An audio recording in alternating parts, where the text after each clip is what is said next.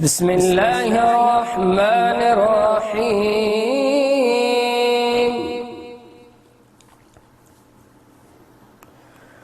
لا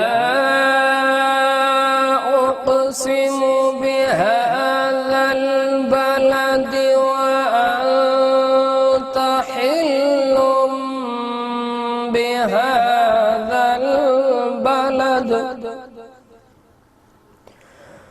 ووالد وما ولد لقد خلقنا الإنسان في كبد أيحسب أن لن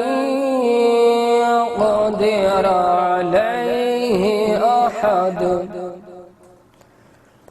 يقول أهلكت مالا لبدا أيحسب أن لم يره أحد ألم نجعل له عينين ولسانا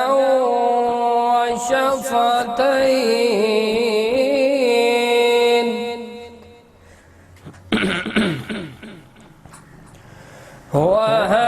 وهديناه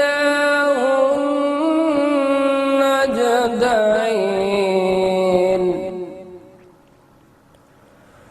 فلا اقتحم العقبة وما أدراك ما العقبة فك رقبة أو إطعام في يوم ذي مسغبة يتيما ذا مقربة أو مسكينا ذا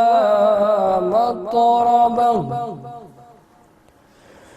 ثم كان من الذين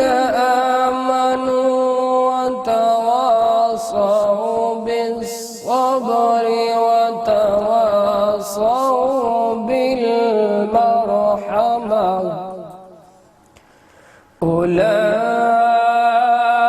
أولئك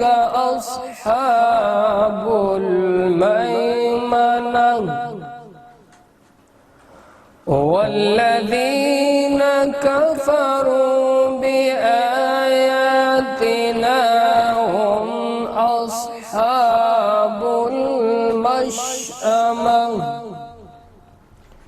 عليهم نار مؤصدة صدق الله العظيم.